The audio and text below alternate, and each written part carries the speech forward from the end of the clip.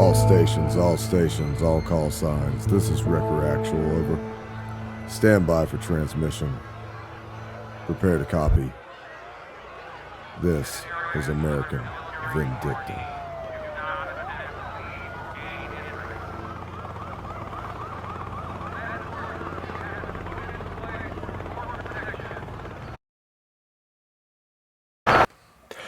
Welcome, ladies and gentlemen, to American Vindicta. This is episode 135. And today we're going to be talking about Sasquatch, Gigantopithecus, and giant skeletons found throughout North America. Now, over the weekend, I was in the Arkansas mountains, and a beautiful place out there, hanging out with a couple buddies of mine, and we were in search of lore. We were in search of the mysteries of time. Now, what we were after are documents that we had found in newspapers dating back to the late 1800s and early 1900s of human remains being found in caves of gigantic proportions. One of the most common ones that was found in Snowball Cave that we did visit, and that was of a woman who was 7'4". Now, I will tell you this, that the lore seems to go in the way that the Smithsonian had taken it. And ever since, many of the caves within the areas of the Ozarks have been frequented by, unfortunately, looters and by treasure hunters alike. Now, what we did was of an archaeological survey. So, what that means is we're there just looking for proof. We're not there to extract anything. So, of course, everything that we found is still left in the cave. And I would implore you that if you do have caves in your area, to go and explore them. However, and one thing me and Mono Gonzalez and some others learned this weekend, caves are extremely dangerous. And if you're a caver, I was told that there's a difference between the spelunking type and the cavers. The cavers are the hardcore guys that get sent in to save the the silly spelunkers. But if you're going to be in a cave, go with an experienced guide. Go in there with the proper gear. Make sure that you have the proper medical equipment, that you have the proper transportation if you need to leave it. And I'm giving you these warnings because you'll be seeing some of the videos I'll be posting this week. It'll be on YouTube. One of them should drop tonight. And we went into some strange places and heard some very interesting tales. I don't know if they're tall tales or if they're accurate, but we're willing to go back and we're willing to find out. The problem with most of this is that we do it on our own budget. You know, even though this was an archaeological survey, even though we had an archaeologist with us, we paid for everything out of our own pockets. And, many thanks and kudos goes to my good friend Brent Height of Brent Height Outdoors. That's his YouTube channel. If you've never heard of it, please go there and subscribe. He's a modern day explorer. He's a good man of God. Good friend of mine, very good brother. And we are going to have a long history of exploring the lore of Arkansas, because I was fascinated when I first met Brent at Timothy Albarino's Birthright Conference. And since then we have been talking about all the things that he has found within the areas. And I thought it shocking how much there was. Now, this area that we went into is all of the mound builders areas. And while we were excavating in some sites, doing some ground penetrating tests, pilot holes here and there, we did find a couple arrowheads, what they would call points. I do have a spear point, which may date back to 300 to 500 years. And we did come across the illustrious and very rare Calf Creek Point. So, according to these guys, these hardcore cavers, if you find a Calf Creek Point, then you just did something that most people never do. And so that was very cool of us to be able to find that, and we obviously gave it to the old man that was out there. And you'll see on the video, he's a hoot, he's hilarious. But we told him to keep it because that's a one in a lifetime experience, and he's out there risking his life, so might as well keep it. We were able to share the gospel. We were able to talk and interact as brothers in Christ and explore the unexplored. I didn't know much about the mound builders, but I knew a lot about giant skeletons. Obviously, my friends Steve Quell and Timothy Alberino schooled me up very much on the lore and the facts behind the giant skeletons. So here I am, someone with a little bit of experience, and I go out and I do my first archaeological survey, my first dig, my first find. And this is what I'll get to at the nitty-gritty. Within the area that we were in, and I was told that we are keeping this area out of existence. We're not going to talk about the exact areas that we were in for various reasons, to preserve what was out there. But the areas that we were in, guys, get so remote and so dangerous at times, and you have to just know people, and you have to have guides to get you into these places. We're not going, we didn't go in places where you would go and sightsee. I mean, we had to trample up and down the bush, snake infested, tick infested. I mean, every one of us were pulling ticks off of us at the end of the day. But we had to get into the nitty gritty of getting into these places, climbing up mountains just to get into these caves. And I'll tell you what, just that alone was such the experience. It was so worth it. But standing upon my first cave, I'll tell you that at first I was awestruck, because I have been from Southeast Texas. I'm used to swamps. I'm not used to caves. So I stared in this giant opening of this cave, what we'll call Cave 1. And I was surprised at what I was looking at and the structures and all this. Now, this cave is where, presumably, the man who was guiding us, Billy found 2 human skulls that was in the back side of the cave, but it was another entrance to another cave. So, being that it was a cave inside of a cave, we had to get there, and we had to go and experience it ourselves. And Mondo, who is just as fearless as you could ever see, dove right in, and with our guide. And look, guys, there's serious risk here. I mean, between cave-ins and the floor falling out from underneath you, or whatever other catastrophic event that could happen, caves are extremely dangerous.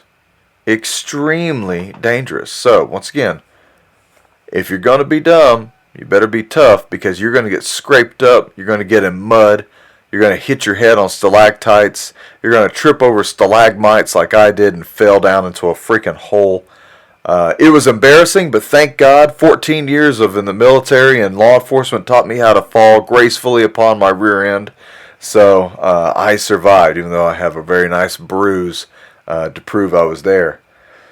You got to have a lot of light to go into a cave. A lot of flashlights, a lot of gear, a lot of communication. Typically, in some places that we went to, all you needed was a flashlight and maybe a bottle of water, and you could crawl around and look. There were other places where obviously you would want to have some sort of gear in there with you. So be watching the YouTube channel, the American Vindictive Show YouTube channel, and Brent Height Outdoors. And we're going to be getting back into the caves. We're going to be talking to you the experience of our trip through the caves. And we're going to find more, because there's a secret hidden treasure in these caves. and also around these caves. There are people that lived in these caves for thousands of years. And in thousands of years, they populated these caves. They left all different types of artifacts, from pottery to weapon making, and from weapon making instruments, from there to the tools that they used to make everything. And we actually found quite a bit of it. I was shocked at how you would just uncover a little bit of dirt and you would just see artifacts everywhere. We found all different types of cutting instruments, flint knapping, stone that was so thin that you could probably perform surgery with it. That's how microscopic the blade was. And I mean deadly sharp. To this day, deadly sharp. So as you're crawling around in there, you got to be really, really careful, because you can get yourself cut up. And obviously there's bats. So where there's bats, there's guano. And where there's caves, there's cave rats. Now, we didn't see any cave rats on this route, but I will tell you that my friends that were there with me who have seen cave rats say that they are quite the sight whenever you see them. They're about the size of a possum with a big long tail. So that could be intimidating, sitting there in the middle of the dark. And it's only happened to me, I think, maybe 2 or 3 times in my life. But while we were in the cave, we turned off everything. We turned off the lights. We turned off the phones. We turned off all the recording devices. And we sat in complete and utter darkness. It was so dark in one of these caves that you couldn't see your hand in front of your face. So, if you are afraid of the dark, and if you are the least bit claustrophobic, stay out of caves. We were in some places where, and I'm a pretty big guy. I'm 6 foot, 300 pounds. So we were in places where I had to get on my hands and knees, and I had to crawl all the way through. And I probably complained a lot doing that. But man, I was laughing and having fun the entire time. And you know what made this whole trip so good, though? It wasn't the fact that there was the archaeological survey that we were doing, which is, probably the second time I've ever been involved in something like that. The first time I was involved in something like that was actually back in Iraq. But being that this was the second time I ever got to do that, and we're in a place I've never been, which I love doing. I love going to places I've never been. There's a bit of danger, so of course I love the danger. We're out there in the caves, we're crawling around, and it was really fun. But the thing that made it the best was that I had godly men with me. We were fellowshipping and having fun from the beginning of the cave to the end of the cave. Everybody had a smile on their face. Everybody was, just thanking the Lord for the things that we were able to go out here and do. So, once again, I'm a man of my word. Go out, go on an adventure, have fun. That's an order. Your life is short. Enjoy this world while you have it. There are tons of things to do. Hey, do you like waterfalls? I climbed 1/4 mile into a cave to find a waterfall. And these kids had a rope that was about 30 feet up, slick limestone rock, and I don't know how they got it up there. And when this inner part of this cave would fill up with water, they would jump into that pool of water. And I'm fairly certain there was another cave entrance underneath that. So the thing that I would worry about is like, man, if I wanted to go cave diving, which I'm all for it, but if I wanted to go cave diving, and there's another hole in there, could that potentially suck me into it? That's the real fear here. There were places where I was walking around, guys, and I'm telling you, I would look down and I would just think to myself, if I slip and I fall, I'm not going to grab onto anything because there's not a handhold, and it's so slick, my legs, my feet won't gain any purchase. And I'm just going to fall until I stop falling, no matter how deep that is. And that's how people die. That's how people have to get themselves rescued. Some of these places, when I was looking at it, and you'll see it in the videos, so please watch the videos. You'll see it in there that there were places probably 30, 40, 50 feet deep, straight down. And all of them were always convenient enough for a human body to fall right into it. There were plenty of places where we had to climb up stalagmites and then onto a overhang that if you fell from the overhang, you would impale yourself on the stalagmite because you had to step on the stalagmite just to climb up there. So if in terminology, okay, stalactite hangs tight from the ceiling. My buddy Brent taught me this. A stalagmite is the one that grows from the bottom of the floor. These two eventually meet each other after thousands of years. But one of the caves, and I think this was cave 3 that we were in, or cave 2, as you had to climb up this stalagmite to get on this shelf, this overhang, that is solid mud. I mean, I had to dig my hands into mud and to find handholds. Underneath it, you would slide probably all the way to your death to a unfathomed depth. All the way down. So if you didn't get impaled and you happened to miss it and you kept rolling downhill, you may not ever come back out. Especially, you're not coming back out if you're by yourself and no one knows you're in there. So if you ever go caving, make sure people know where you're at and about what time you expect to be out. And make sure that you leave markers, because if not, well, that might just be your next grave. We're going to go to a break, and we're going to talk about Sasquatch, Gigantopithecus, and giant skeletons. And hopefully I'll have the time to tell you why I was in Arkansas. I'll see you in just a second. Klaus Schwab from the World Economic Forum has said, "You will own nothing and you will love it."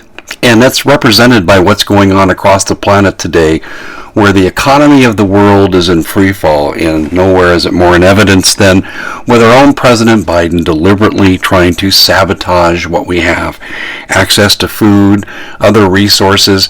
So Americans are in a unique position, really for the first time in our history. We're going to have to provide for ourselves or subject ourselves to the whim of the government. Do you really trust a government to feed you that left 1,000 Americans behind enemy lines in Afghanistan? I don't think so. So where do you go? When you ask the question, who's the best prepper out there today? There's only one answer. Ready-Made Resources and Robert Griswold. I call him King Prepper, and that's how a lot of people think of him. You have everything there you'd want, from night vision to storable food, how to prepare cooking in emergency situations, books and videos on how to prepare alternative energy, communication, first aid that you wouldn't think of, natural antibiotics, you name it, Bob has it. Now, here's the good thing about Bob Griswold that no one else does but him. You don't have to buy anything to talk to him. If you're not sure where to start with your preparation, no obligation phone call directly to Bob. You can talk to him for free. Most people will charge you an arm and a leg for a half-hour conversation. That's not Bob Griswold. He cares about helping America get prepared. Go to readymaderesources.com, or you can call the number directly at 800-627-3809. Again, that contact information, readymaderesources.com, for the best prepping outfit in the country, or call Bob Griswold directly, 800-627-3809. Okay, and we're back. So, Sasquatch. Why am I talking about Sasquatch? Well, because it's better than talking about politics right now. I think many of you are already on the up and up of all the craziness going on with the willingness of our leaders to try and disarm us with our weapons and to terrorize us. So, if you want to get into that, there are a bunch of other people out there that can give you probably better information than I can. If it's something really prevalent, I'll pop in and I'll talk about it. Be paying attention to the YouTube channel. That's where I do a lot of impromptu videos. And if there's anything really important, it'll be up there. So, without further ado, let's get into this. Why am I talking about Sasquatch? Why am I lining up a Sasquatch hunt in Oklahoma with a certain congressman you may or may not have heard of? Well, I have been in. I have been talking to a congressman out there who helped bring forth a bill that is supposed to be helping to protect Sasquatch by doing a $2 million Sasquatch hunt. Now that hunt is for proof, not for killing of the animal or creature, or whatever it is. And, here comes the real question. What do you think Sasquatch is? Based off of the First Nations people lore, he's they call him the Big Brother, the Wild Man, the Hairy Man. They say that he's a supernatural being with earthly foundations, that he can walk in and out of portals. He can make himself invisible. He can interfere with communications, that he can emit a extremely low frequency wave, an elf wave, and he can actually temporarily paralyze you with fear. Or is any of this true? Well, there's a lot of lore, and I am a hunter of lore. I want to know about the history, and I want to know about the tales, the tall tales, because within every tale, there's a bit of truth. And I believe a lot of times we'll get more truth from the lore than we will from the scientists now. Unfortunately, you have scientific expeditions that go out looking for these cryptic creatures, and then they end up destroying whatever they find or locking it away, and no one ever knows. We have probably heard about the things that the Smithsonian Institute did way back in the past with giant skeletons and other such creatures. So it's up to us to get out and do our own investigation. Now, most likely, if you go out looking for Bigfoot, you're not going to find Bigfoot. You're probably going to find mosquitoes. But occasionally, there are some real gems. But we'll get into that to another date. This is your introduction into Sasquatch and what I think Sasquatch may be. So, Sasquatch, Gigantopithecus, giant skeletons. Are they linked? Let's find out. Legends of large ape-like beasts can be found all over the world. Since the 1950s, the United States version of this has been Bigfoot. And since 1976, the FBI has had a file on him. That year, Director Peter Byrne of the Bigfoot Information Center and Exhibition in the Dalles, Oregon area sent the FBI about 15 hairs attached to a tiny piece of skin. Byrne wrote that his organization couldn't identify what kind of animal it came from, and he was hoping the FBI might be able to analyze it. Now, he also wanted to know if the FBI had analyzed suspected Bigfoot hair before, and if so, what were the Bureau's conclusions?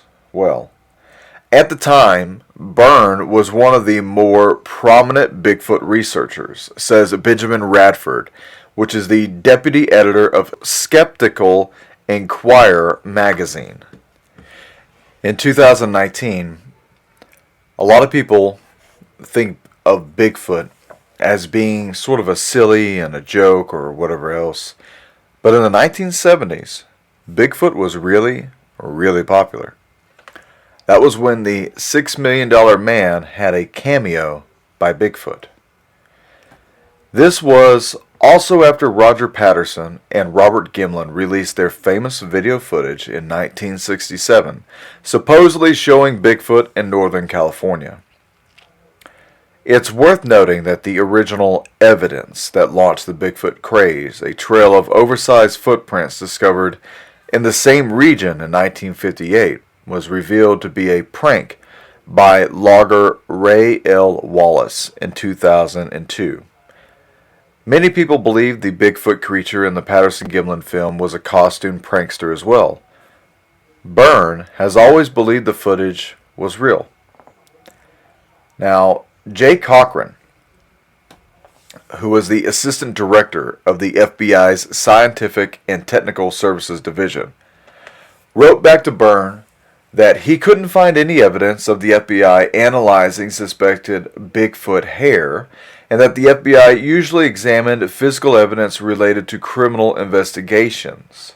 Still, it sometimes made exceptions in the interest of research and scientific inquiry. And Cochran said he'd make such an exception for Byrne. Unsurprisingly, Cochran found that the hair didn't belong to Bigfoot. In early 1977, he sent the hair back to Byrne along with his scientific conclusion that the hairs are of deer family origin. 4 decades later, the Bureau declassified its Bigfoot file analysis. To be clear, this is not evidence that the FBI endorsed the existence of Bigfoot, any more than the U.S. military's decades-long investigation of unexplained aerial phenomena, popularly known as UFOs, is an endorsement of the existence of aliens. However, all it means is that the FBI did a favor to a Bigfoot researcher, says Radford. There's nothing wrong with that, but it shouldn't be mistaken for a de facto government endorsement of the reality of Bigfoot. Even so, Bigfoot believers may be tempted to spin it into another direction. They love the idea that there's a smoking gun in the FBI files. See, look, Bigfoot must be real, otherwise the FBI wouldn't have taken it seriously. Well, the FBI did not send a team out filled with investigators to look for Bigfoot, but they did agree to run an analysis on 15 hairs. So, to add more layers to what is already an unusual case, the 93-year-old Byrne doesn't seem to remember receiving the FBI's response that the Bigfoot hair was actually deer hair. Because Byrne had been out of the country for several months, Cochran sent the letter to the executive vice president of the Academy of Applied Science, which was associated with Byrne's Bigfoot organization. The executive wrote that he would give Byrne copies of the correspondence when he returned. Yet, when the FBI released its Bigfoot file, which was exclusively about Byrne's inquiry, on June 5, 2019, Byrne reacted as though he were hearing that it was deer hair for the first time. Quote, "Obviously, I can't speak for Peter Byrne," says Radford, "but if you're going to make a big enough deal about this unknown specimen to give it to the FBI, then you're not going to want to publicize the fact that it turned out to be deer." That's an article that was wrote by the History Channel, historychannel.com, by Becky Little. It was wrote in January 22nd, 2020. And it just kind of makes me think, is there something soon that's going to come out about Bigfoot? Look at all the hoopla that came out over UAPs, once known as famously the UFOs, and the government's interest in it.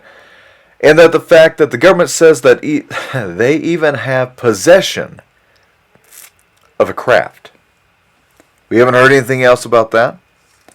But I do think there's a sinister reason why, because it's going to be used against us. But can Bigfoot be used against us? Well, hopefully the mighty man of the woods will be fighting on our side against the evil aliens. But until that day comes, we have to just view the evidence as we get it. Once again, the evidence as we get it. So, let's keep reviewing what evidence we have found. Now we're continuing on with another article here from the History Channel. In 1958, a journalist, Andrew Gonzalez of the Humboldt Times, highlighted a fun, if dubious, letter from a reader about loggers in Northern California who discovered mysteriously large footprints. Now, supposedly, this is where the whole Bigfoot lore in America came from, or at least the most recent. Here's a quote. "Maybe we have a relative of the abominable snowman of the Himalayas," Gonzalez jokingly wrote in September 21 column alongside this letter. Later, Gonzalez said that he had simply thought that the mysterious footprints made a good Sunday morning story, but to his surprise, it really fascinated readers. In response, Gonzalez and fellow Humboldt Times journalist Betty Allen published follow-up articles about the footprints, reporting the name loggers had given to the so-called creature who left these tracks, Bigfoot. And so the legend was born. That's where we get our name Bigfoot. Now, there are many various wild man myths from all over the world, says Joshua Blubus, who's the author of Bigfoot, The Life and Times of a Legend. In Western Canada, the First Nations people have the Sasquatch, the supposed origin of the word Sasquatch. However, the modern U.S. concept of Bigfoot can be traced quite directly to the Humboldt Times stories in 1958. People later go back and dig through old newspapers and stuff and find scattered reports of a wild man here and a wild man there, says the author of the article. But it doesn't coalesce into a general discussion until the 1950s. Even though loggers blamed acts of vandalism on Bigfoot, Allen thought that most of them didn't really believe in the creature. It seemed to her that they were just passing along stories with a legendary flavor. Still, the story spread to newspapers all over the country, and the TV show Truth or Consequences offered a $1,000 bounty to anyone who could prove the existence of Bigfoot. Who is making the huge 16-inch tracks in the vicinity of Bluff Creek, wrote Gonzoli in one of his columns in his article in October. Are the tracks of a human a hoax, or are they the actual marks of a huge but harmless wild man traveling through the wilderness? Can this be some legendary sized animal? Now, we're going to get into some other things that are out there that could potentially be Bigfoot. And there's plenty of pseudoscience out there. Don't believe everything that you hear, kids. There are plenty of hoaxsters. And for people like me who want to find new and interesting things, but also I come at it at a very scientific and professional chance, being a former, Marine and military, and then I got, all the law enforcement. I also grew up in the woods of Southeast Texas my entire life as a hunter. So I know how to use the woods to find what I need.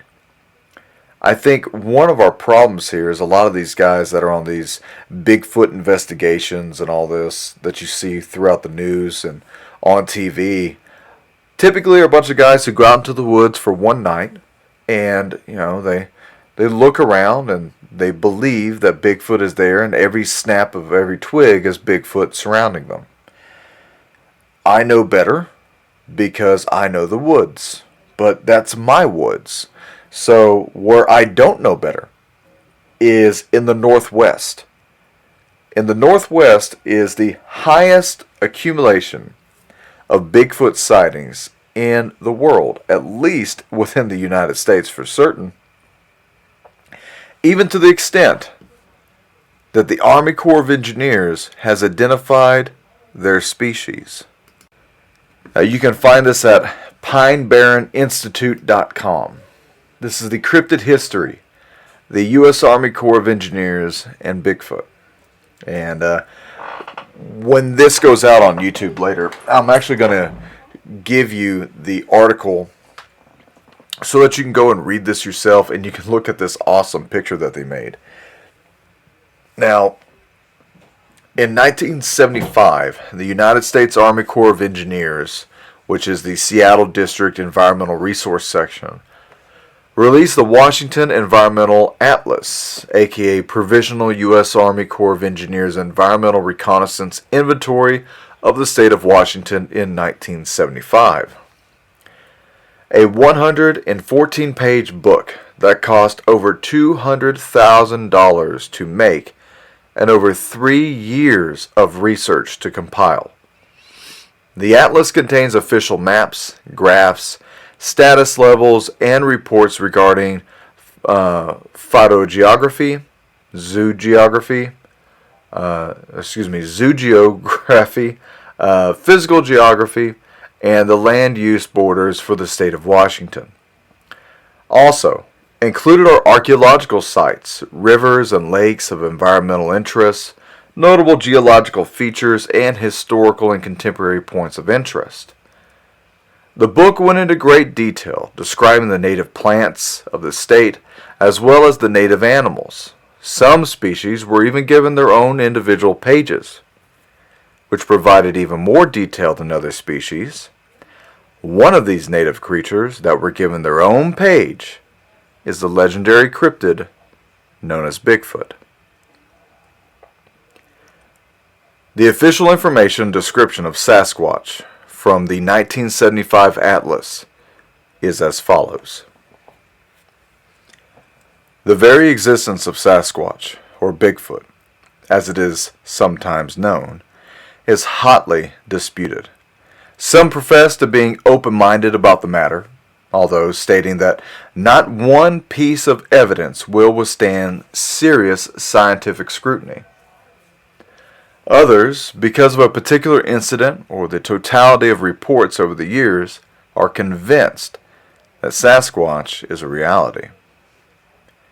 Alleged Sasquatch hair samples, inspected by FBI laboratories, resulted in the conclusion that no such hair exists on any animal or human presently known for which such data are available. Information from alleged sightings, tracks, other experiences conjures up the picture of an ape-like creature standing between 8 and 12 feet tall, weighing in excess of 1,000 pounds and taking strides of up to 6 feet. Plaster casts have been made of tracks showing a large, squarish foot, 14 to 24 inches in length and 5 to 10 inches in breadth. Report to feed on vegetation and some meat, the Sasquatch is covered with long hair except for the face and hands, and has a distinctly human-like form. Sasquatch is a very agile and powerful, with the endurance to cover a vast range in search of food, shelter, and others of its kind. It is apparently able to see at night and is extremely shy, leaving minimal evidence of its presence. Tracks are presently the best evidence of its existence. A short film of an alleged female Sasquatch, which was shot in Northern California, which, although scoffed at, shows no indications of fabrication. If Sasquatch is purely legendary, the legend is likely to be a long time in dying. On the other hand, if Sasquatch does exist, then with the Sasquatch hunts being mounted and the increasing human population, it seems likely that some hard evidence may soon be in hand. Legendary or actual, Sasquatch excites a great popular interest in Washington. What a fascinating read, right there from the Army Corps of Engineers in the 1970s.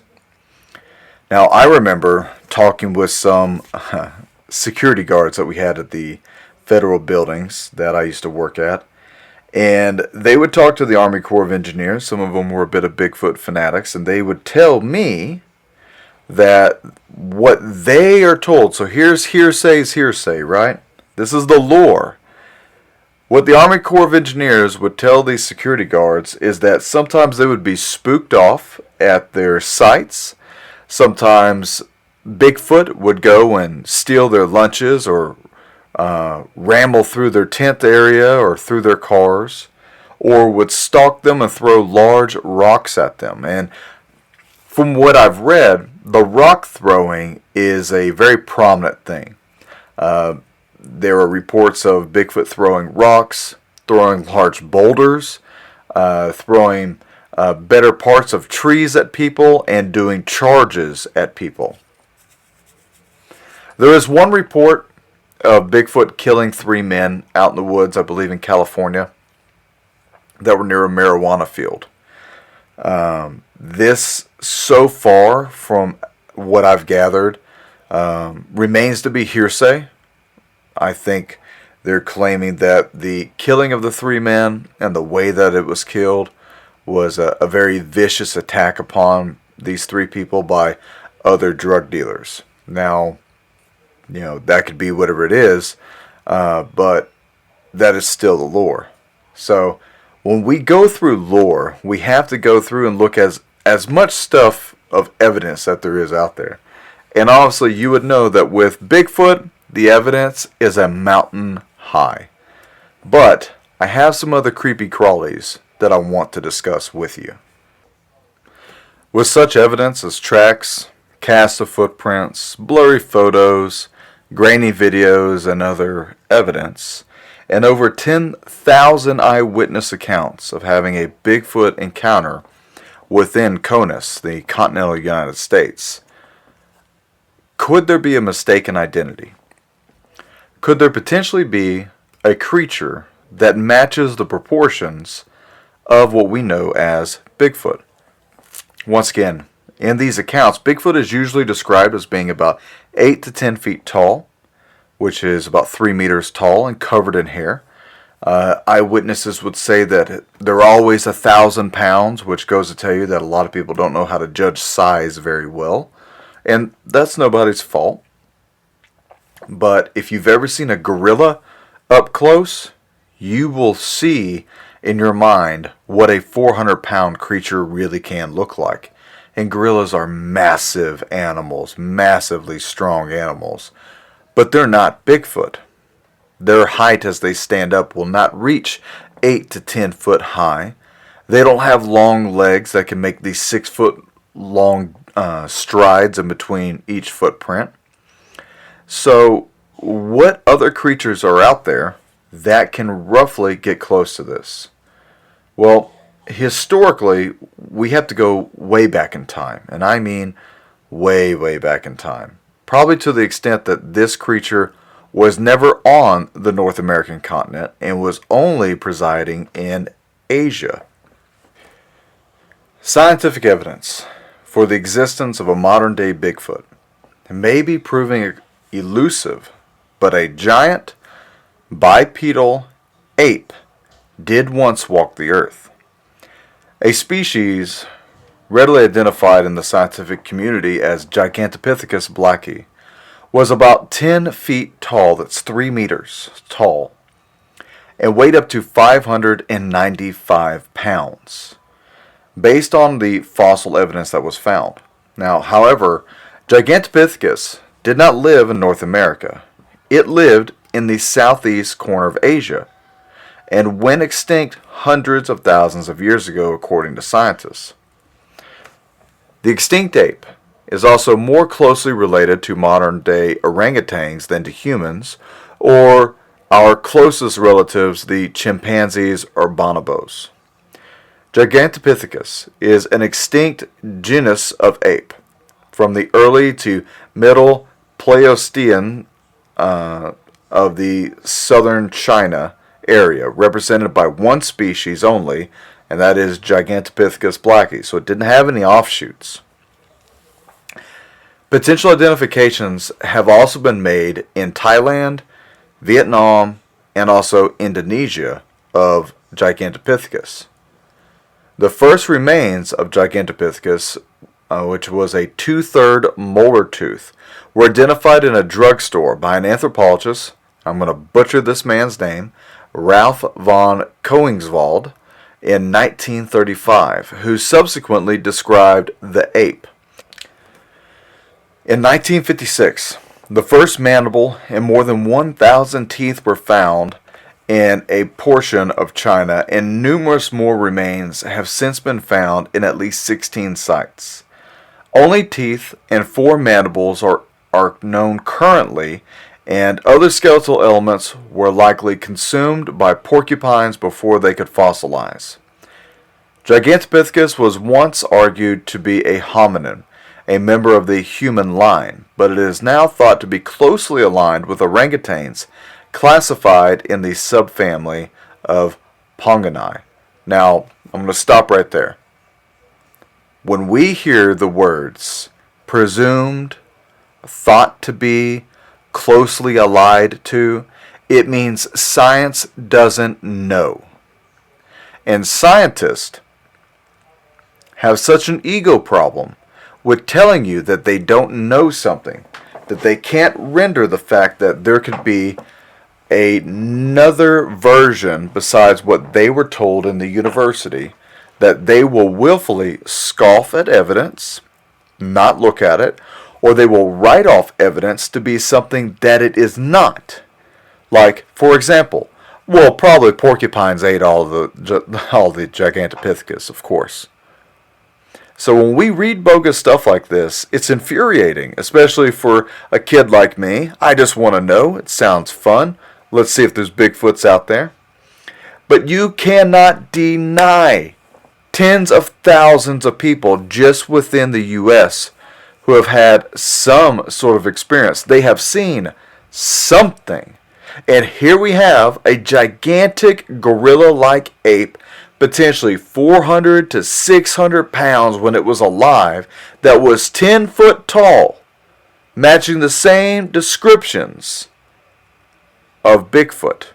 Now, I don't know how long the legs were, but if Gigantopithecus would be considered within the same reference as an orangutan, or let's say even a human, then its arms possibly were 2 to 3 feet long.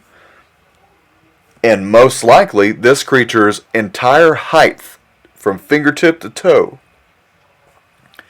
would have been 13 feet tall. Maybe even taller. So this is an enormous animal. We don't know how many there were. Very few things have ever found or have ever been found about this creature, but we knew that it did exist. But I will say this, just because we've only found its remnants within Indonesia and Thailand and Vietnam and here and there, doesn't mean that the creature couldn't have moved from place to place. I do believe Bigfoot exists. I do believe people are seeing something. And that is my law enforcement side coming out. Too many people, too many eyewitnesses, something has to be seen. And this is why I say it to you like this. And if you had a Bigfoot experience, tell me. I'd love to read about them. But if your eyewitness testimony is good enough to surrender someone's life in a murder trial, why is your eyewitness testimony not good enough for the scientific community to prove the existence of creatures that we may or may not know anything about? They're not going to give you the answer that you want. They're going to find excuses around it. And that's the problem with a lot of these academics. And myself and Mondo Gonzalez of Prophecy Watchers were recently talking about this along with our good friend Brent Height about Bigfoot and about how we believe it is an actual creature. We believe people are actually seeing what they are seeing. Just like how many people have saw the UFOs or UAPs and were scoffed at for years, and just recently the FBI and then the rest of the freaking government comes out and says, oh, by the way, we were lying for 30 years. We do know about saucers and UFOs, and we may have some. So what does that tell you, guys? It tells you don't believe everything that you're being told by the scientific community and the government. Get out there and explore it and find out what you can. But I want to get into one other thing real quick. Within the mound builder area of North America, which is Arkansas and all that area, there are other things that are found there. And the mound builders are unusual. They didn't leave very much, but I was on some of the mounds. Our archaeological team were out there. We were on the mounds. I was doing different types of readings and trying to pick up, various different types of magnetic fields and other anomalies that may be coming out there with a trifield meter. Not looking for ghosts, by the way. I don't care for that. I'm looking for what could have been a prehistoric civilization with metal tools. So I'm trying to find any information on that. And there were a couple instances, and you'll see it in the videos, where we were having spikes of the electric field, an anomaly, in the middle of a mound that is nowhere near power lines, nowhere near any communication devices. I was completely sanitized. I had No other electronics on me except for the trifield meter. Didn't even have a battery-powered flashlight on me. And the meter would be going off, even to the extent that I was even getting surges of voltage meters. No radio frequencies, but between the EF and the milligauss reading, I was very confused because I would put it down on the ground, I'd back away, and I'd try to let it get a baseline, and it could never stay on a single number. Every mound that we were on, it would just jump from 0.5 to 1, back and forth, back and forth, back and forth. And that was within this one area that we were at. Now, that one area that we were at, it had giant skeletons on it. So we're hunting down the lure in Arkansas for giant skeletons. And we go to site after site where we have been told this is where a giant skeleton was. Here's our problem, is by the time we get out there, the giant skeleton has been moved, or it was when the witness was typically almost always a child. So these things have, taken place sometimes 40 and 50 years before. So trying to track down the evidence of whatever it is that they saw, and I do believe these people saw something, it's going to be very hard. And we have actual documents that I'm going to post in a video later. Because most likely this video or this podcast is going to be turned into a video. It'll be on the YouTube channel. And I'm going to post a bunch of articles and stuff on there and pictures for you guys to look at. And there are articles from the 1800s and 1900s of giant skeletons being found, giant skulls being found, and even to the extent I did find a Native American lore book that was near the Red Indian Cave. And this is in Arkansas, I think near Clinton. And we stopped and talked to the museum curator, very nice lady. And I have the book, I'm reading the book, and I come across a couple different pages of Native American lore talking about giants, giant skeletons, slanted-eyed giant skulls that were found. And what am I to do with this? What am I to make of this? If we can't find the skeletons, and if the lore is that they were there, they were buried, they were killed by the Native American people, and that the Smithsonian now takes every single one of them that they can find and hides or destroys the skeletons. Well, guys, I'm kind of like you. I'm just stumped. What am I supposed to be able to do with it? So the only thing I can tell you to do is to chase down the lore. So if you live in an area where you have heard of giant skeletons and you want to be a part of something, send me an email. If it's good enough, I'll get in communication with you. And by good enough, I mean we have to be able to film something. And that is the problem with this. The filming is very expensive. I am currently doing reconnaissance for some of this. And everything involves money, guys. So, got to make it worth your while. And I mean, even to the extent that we were crawling 1.5 miles underground through a dangerous cavern to look for evidence that wasn't there, it was still worth it. Because we're after the lore. And this is one of the things that I'll tell people. If you want to get into stuff like this, if you want to get into hunting for Bigfoot, go ahead and expect you're never going to see them. Just go ahead and expect it. You're never going to see them. Have your equipment ready and go out and explore the woods. Because if you go out and you explore the woods, most likely you're going to run into something that you weren't expecting. I know as a hunter, when I would be tracking deer, I always came across something that I wasn't looking for, and then I almost never found the deer. And then I'd be like, wow, I can't believe I just stumbled upon this. That's the luck of the draw with stuff like this, guys. You just got to get out there and have fun. Have a goal with what you're doing, obviously. I think the Bigfoot hunting's great. I think hunting down the giant skeletons is still something that we need to be doing because that's hidden history. purposely hidden history. And for someone who, I'm a history buff, that's very intriguing and very upsetting at the same time. So, all of you up in the Northeast, you have a lot of hidden history.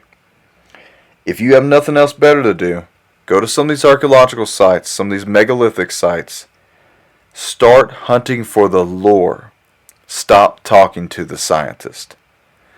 And I'll tell you why. The museum curator that we talked to, we're supposed to be doing an interview with her too. And she's great people. But she'll tell you that she searched for 30 years for archaeological stuff, for lore. And she said that the best information she ever got that put her right on the spot for, petroglyphs and caves and arrowhead findings and archaeological discoveries, all that other type of stuff. She said the best place to look was walking up and down the creek and talking to all the old fishermen, or going to the old hangouts where all the old men will go and drink coffee and sit there and listen to them and try and ask the older generation, because the lore is still alive with them. And that's really what we're doing. That's why if you listen to L.A. Marzulli, On the Trail of the Nephilim, he hasn't found it yet, but he's on the trail. And the interesting things that are in between where we want to find in the trail is what we really try to focus on, because we're building the better picture for all of us. Right now we have so much evidence about the prehistoric people, about the giants, about the skeletons that have been found all across the United States, about Bigfoot, about, X, Y, and Z cryptid. You have to get out there, you have to experience it, as Indiana Jones would tell you. You're not going to find this sitting inside the library. You got to get out into the field. And hopefully I can encourage a couple of you to get out there, get into the field, get a little bit dirty. Make sure you have the proper camping equipment. If you need any type of camping equipment, well, then you should already know, mountain-state-survival.com. Please visit Jeff's website. Get yourself hooked up. I can tell you this much. There's a lot of stuff that was out there that you could used to readily buy for the camping equipment, and it is steadily disappearing. It's disappearing because of the lockdowns. It's disappearing because of all the other strains that's on the economy right now. And once again, stay prepped. Stay armed. There's just already being reported another mass shooting that's happening in Maryland. So, ladies and gentlemen, make sure you pray over yourself, over your family, over your children every night. And may God keep you and protect you. Stay prepped, stay prepared, stay frosty. The enemy is out there. Tomorrow we're going to be talking about all the giant skeletons that are found around the United States. And we'll see if there's anything else around the world. My name's Doug Thornton. You've been listening to American Vindicta. I'm out of here.